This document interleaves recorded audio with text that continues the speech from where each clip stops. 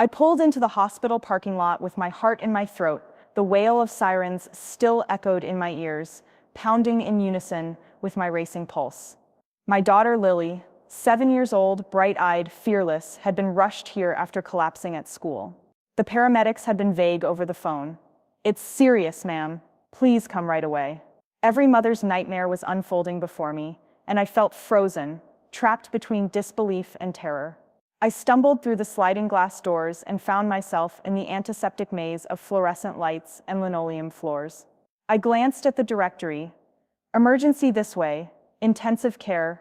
My chest tightened. Which way had they taken her? Before I could decide, a uniformed officer stepped out of a side hallway. "Mrs. Thompson?" His voice was low, respectful but urgent. He held out a gloved hand. "I'm Detective Rivera. May I have a word?" I swallowed. "Yes.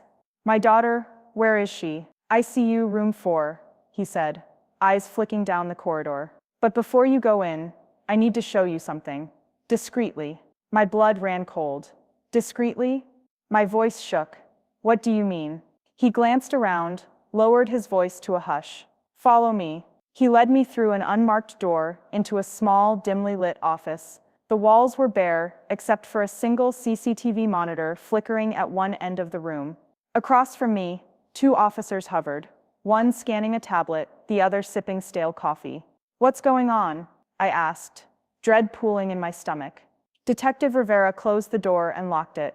"Ma'am, I know this is terrible timing, but we've had reports of some unusual activity involving your daughter.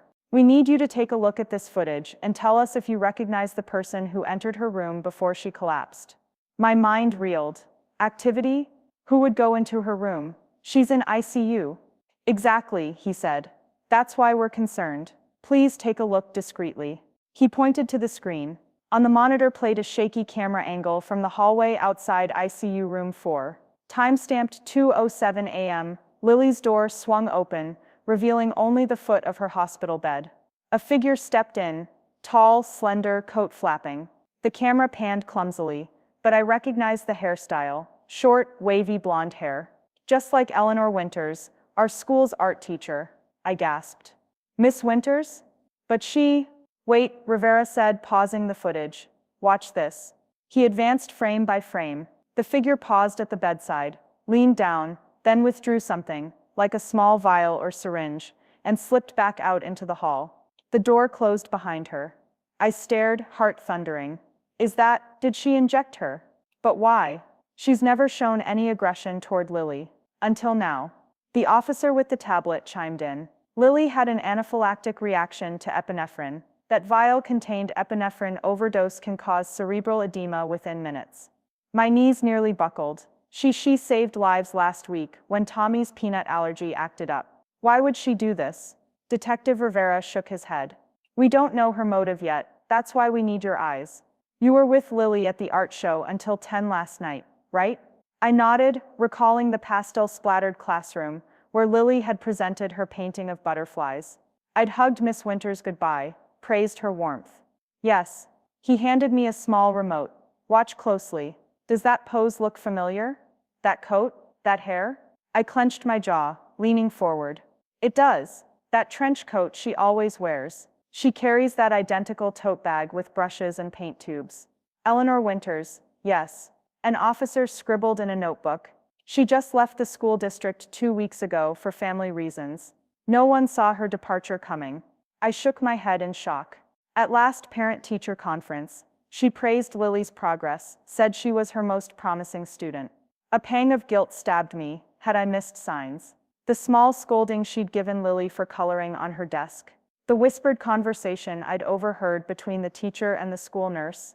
It had seemed benign at the time, maybe fatigue or personal stress. Could it have been something darker? Detective Rivera steepled his fingers. "Ma'am, given the circumstances, your daughter's sudden collapse, the footage, we are treating this as attempted homicide. We need to keep this discreet so we don't alarm the rest of the patients and staff. Can you help us by confirming her identity?" My voice trembled. Yes, I can do that." He nodded, reached for his radio. "Stay here. We'll fetch the footage from the nurse's station and keep you updated. And please don't say anything to Lily's father yet." We'll want her parents together when the time is right. I exhaled shakily. Okay. He left, locking the door behind him. The other officers shifted uncomfortably. I sank into the vinyl visitor's chair, mind racing with fear and disbelief. Miss Winters? The gentle art teacher who gave Lily extra paints? Why would she harm my daughter? Moments later, Rivera re-entered carrying a manila envelope. He sat and slid out a series of stills, frame captures of the intruder. My eyes welled with tears as I scanned each one. There was no doubt, Miss Winters. Stepping out of Lily's room at 2:07 a.m., I looked up. Detective, what happens now? Do you arrest her? He hesitated. We need more evidence before we make an arrest. We're getting Lily's medical reports, interviewing staff, and pulling security footage from elsewhere. But your identification here is crucial. It gives us probable cause to take more aggressive steps. I nodded numbly, pressing the photos to my chest. And my daughter, how is she now? He softened. She's stable. The doctors managed the cerebral swelling. She's unconscious, but we're hopeful. You should go see her. Be there in case she wakes. I'll coordinate with the medical team to let you in. I stood, voice hoarse. Thank you. Please bring me any updates. He gave me a small salute and slipped out. I left the office, heart pounding, and pushed through the ICU glass doors into the hushed hallway. ICU room 4 was dim, the only light coming from the monitors and a single lamp by Lily's bedside. I hesitated at the threshold, taking in the sight of her, pale, breathing steadily with the help of a ventilator. Beside her, Dr. Patel hovered, reviewing charts with a nurse. Dr. Patel looked up, offering a reassuring smile that did little to calm the storm in my chest. Mrs. Thompson, I know Detective Rivera spoke with you. Lily's condition is serious, but stable. We've reduced the cerebral edema, and she's responding to treatment. Tears leaked from my eyes. Thank you, doctor. He nodded. Try not to worry. She's a resilient little girl. If she pulls through the next 24 hours, her prognosis is very good. I swallowed hard and approached the bed, taking Lily's tiny hand in mine. It was cool, but she gripped back, as though sensing my presence. I brushed her hair from her forehead. Sweetheart, you've got to fight, I whispered. Please, just come back to me. I settled into the visitor's chair, leaning in close. Through tears, I replayed the footage. The slight hesitation of Miss Winters at the doorway, the furtive movement by the bedside, the click of the vial. Every instinct screamed the woman had chosen to hurt my daughter. But why? What could her motive be? Revenge? A deranged belief?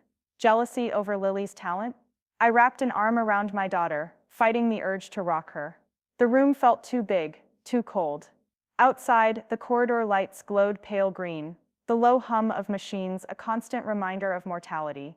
And over it all lingered the question, when Lily awakened, would she remember, would she see Miss Winters and trust her like before? Detective Rivera returned, his face drawn. I've spoken to the school nurse. She confirms a vial of epinephrine was unaccounted for. We've also identified Miss Winters' rental car from the hospital security lot. She left immediately after the incident. I choked at the words. Where is she now? He shook his head. We're tracking her cell phone ping. Right now it shows movements toward the airport departure gates. I'm preparing a warrant for her arrest, but it might be too late to catch her before she leaves the country. Panic surged. You have to stop her. He touched my arm gently. I know, I'm doing everything I can. But right now, focus on Lily. I'll keep you informed. He stood, ready to leave, then paused. Mrs. Thompson, I'm sorry. I know you have a lot of questions. We'll get answers. And I promise, he caught himself, bowing his head. I promise we'll find her. I blinked back fresh tears. Thank you, detective. He left, and I was alone again with my daughter, her breath steady, her small chest rising and falling like a fragile boat on calm water. I pressed my cheek to her arm and closed my eyes, clinging to the hope in Dr. Patel's words. Late that night, after the on-call nurse had finally agreed to let me sleep on the fold-out couch beside Lily's bed, I drifted into a fitful sleep. In my dreams, Miss Winters' face haunted me, smiling, paint splattered, innocent, then morphing into a sly grin as she slipped the syringe into Lily's IV line. When my phone buzzed at dawn, I bolted upright. It was Detective Rivera. She's been stopped at passport control. You're needed for ID and statement at the station. I inhaled sharply, threw a robe over my hospital gown, and with Lily's small hand still in mine, I headed back to the office. Today, I would face Miss Winters and find out why. And maybe in the answers, I would pull my daughter back from the brink. But that was a story for another hour. I spent the ride to the station in a fog of fear and adrenaline. Lily's small hand still clutched mine, though the ventilator tubes meant she couldn't squeeze back, and every bump in the ambulance jolted my heart as if it might shatter. Detective Rivera sat beside me, offering quiet reassurances. "We've got her," he said, voice low. "We'll get your statement, then you can go back to Lily." At the station, the sterile glare of fluorescent lights made me blink. Rivera led me through a line of officers, one of whom had that same wry look as he passed a whisper to the sergeant, and into an interview room. The door clicked shut behind me. Across the table sat Eleanor Winters, the art teacher, looking nothing like the gentle mentor I'd known. Her trench coat was crumpled, her blonde waves tangled as if she'd slept in them, and her eyes were red-rimmed. "Mrs. Thompson," Rivera greeted. "Thank you for coming. Mrs. Winters, this is Olivia Thompson. Olivia, this is Eleanor Winters." He sat at the head of the table. "We'll hear from you first, Mrs. Thompson." I swallowed, my voice trembled. I want to know why she did it." I motioned to the teacher. "Why did you inject Lily?" Eleanor's gaze flicked to me, then to the floor. For a heartbeat, she was silent, pale and still, before she looked up, tears spilling down. "I didn't want to hurt her," she began, voice raw. "I came in to help." My pulse thudded. "Help?" She inhaled sharply. "Last week, Lily had a mild asthma attack in art class. Her inhaler wasn't working. I thought it was expired. She was coughing, struggling for breath. I panicked. I've been certified in pediatric first aid. They taught us to use epinephrine when inhalers fail.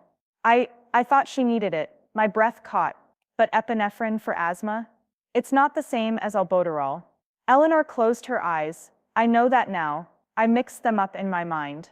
That vial I grabbed from the school nurse's cabinet, I saw the word API on the label, and thought that's the one. I only meant to give her one dose to open her airways. But then I left, and I kept thinking, surely one dose won't kill her. I was in and out so fast. But when I heard she collapsed, I knew I'd made a terrible mistake." Detective Rivera leaned forward. "So you're saying you thought you were administering an emergency asthma shot, not realizing it was epinephrine intended only for anaphylaxis?" She nodded, tears pooling. "Yes, I was so afraid, I couldn't face you or the authorities. I thought if I fled, maybe no one would notice until after she woke up, and then I could explain." I pressed my lips together, anger and pity warring in my chest.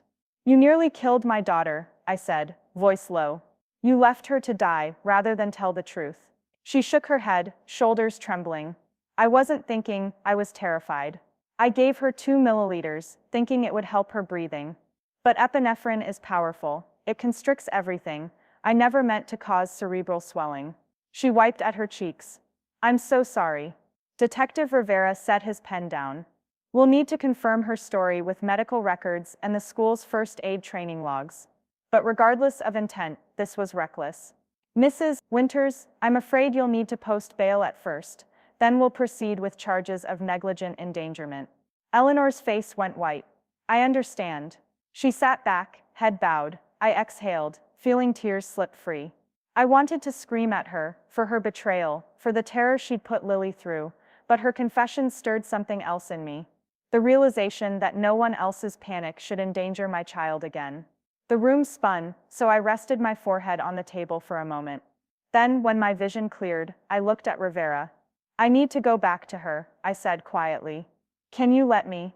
He nodded. "Of course, we'll have a guard escort you back, and we'll hold the footage for evidence. But you'll need to give an official statement later this afternoon." I managed a nod and stood. Across from me, Eleanor looked up, her eyes haunted. I turned my back on her and walked out. In the ICU hallway, Nurse Jacobs greeted me with a small smile. "She's stable, Mrs. Thompson. Dr. Patel will be here soon to let you know if she's improved overnight." She opened the door and motioned me in. Inside the room, Lily lay asleep, the ventilator humming, the monitors beeping in gentle rhythm. I approached the bedside and took her hand. Light filtered through the blinds, and for a moment I saw her as she was a week ago, laughing with finger paints, her curls bouncing. Then I remembered the injected overdose, the swelling that might have killed her, the teacher I once trusted. Dr. Patel entered, sitting on a stool. Good morning, Olivia. Lily's doing well. The cerebral edema has receded further, and we've removed the ventilator. You'll hear her breathing on her own now. He reached out, pressing a stethoscope to her chest. She's stable. If she wakes, she might be disoriented. But I expect a full recovery without lasting deficits. My voice wobbled. Thank you, doctor. As soon as he left, I whispered to Lily, I'm here, sweetheart. Mommy's right here. I brushed her hair back gingerly, remembering how vulnerable she'd been when she collapsed. You're safe now. Nothing will ever hurt you again. I stayed by her side until the afternoon sunlight dimmed, alternating between dozing in the chair and watching her chest rise. At 3 p.m., Detective Rivera returned, notebook in hand. How is she? He asked. She's breathing on her own. Dr. Patel says she'll wake soon. He nodded. I'm sorry about all this.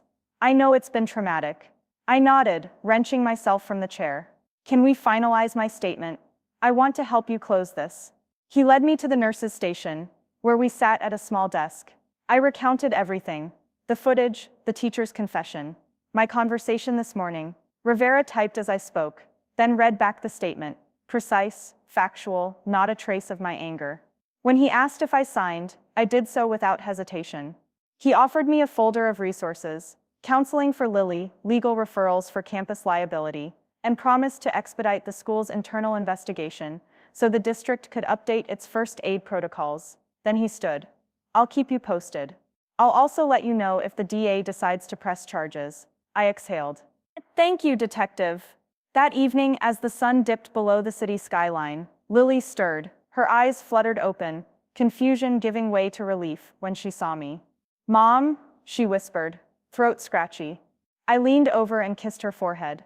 It's okay, baby. You're safe. She blinked, gaze unsteady. I remember being in class, then the paint. Her voice drifted as she tried to gather the memory of collapsing. What happened? I swallowed, forcing a calm voice. You had a bad reaction to something. You were in the hospital, but you're better now. I added, softly, the doctors say you're going to be fine. Tears welled in her eyes. I was so scared. I took her hand. I know, I was scared too, but I'm right here. And I'm never going to leave you. Her small lips quivered. Promise, promise, I said, hugging her gently. No matter what. As she drifted back to sleep, I sat beside her, my heart heavy with relief and resolve. The betrayal by someone I trusted had nearly cost us everything. But today, Lily was waking up, and so was my determination to keep her safe. Tomorrow, I would meet with the school board, demand policy changes, and ensure no other child suffered from such a catastrophic mistake. I would fight for stricter medication protocols, staff training, and 24-hour security cameras outside every pediatric room. For Lily's sake, and for every other parent's peace of mind. But tonight, I simply held her hand as the stars blinked on outside the window. The hospital's hum was no longer a cacophony of dread, but a lullaby of care. My daughter was alive, and in the quiet glow of the ICU monitor, I knew I would do whatever it took to protect her future.